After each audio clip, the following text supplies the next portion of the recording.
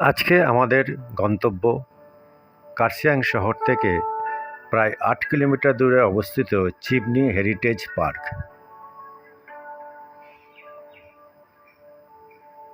এটি নর্থ বেঙ্গলের যে অফবিট আছে সেটার রাস্তার দুপাশে মনোরম দৃশ্য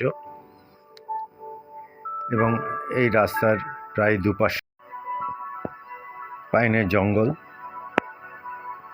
তো এটি ঐতিহাসিক ও মনোরম একটা অফবিট বা পর্যটন কেন্দ্র।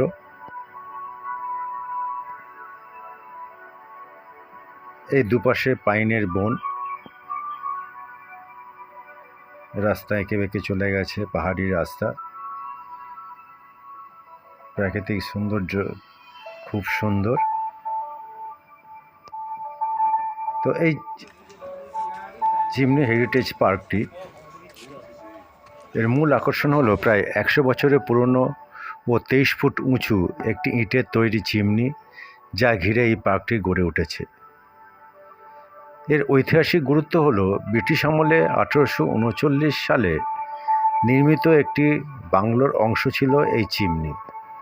অনেকের মতে প্রথম বিশ্বযুদ্ধের সময় ব্রিটিশ অফিসাররা এটি ব্যবহার করতেন। কালের নিয়মে বাংলোটি ধ্বংস হয়ে গেলেও চিমনি আজও টিকে আছে।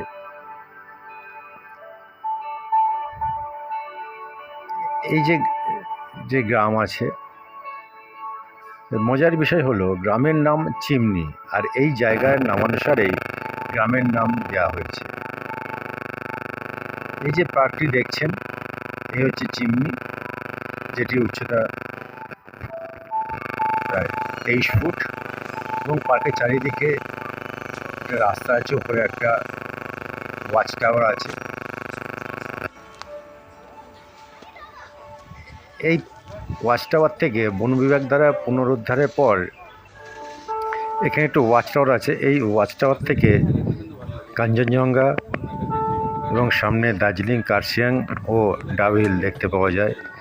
যদি ওয়েদারটা খুব পরিষ্কার থাকে, কিন্তু আমরা যখন এসেছি তখন চারিদিকে ফগ, ফলে ওই দূরে যে গাছপালা দেখা যাচ্ছে ওর বেশি আর দেখতে পাওয়া যাচ্ছে না। যদি পরিষ্কার আবহাওয়া থাকতো তাহলে এখান থেকে কাঞ্চনজঙ্ঘা খুব সুন্দর দেখতে পাওয়া যেত, সঙ্গে দার্জিলিং শহর।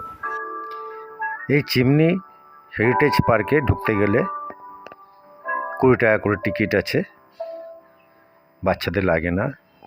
এবং ভিতরে স্ন্যাক্সের জন্য একটি দোকানও আছে যেখানে আপনারা কফি খেতে পারেন। আমরা ওটা থেকে বেরিয়ে আসছি।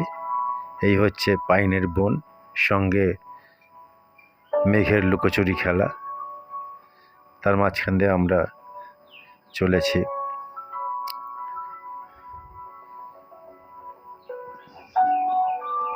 যদি ভিডিওটা দেখতে ভালো লাগে তাহলে আপনার শেয়ার, সাবস্ক্রাইব ও কমেন্টস করবেন।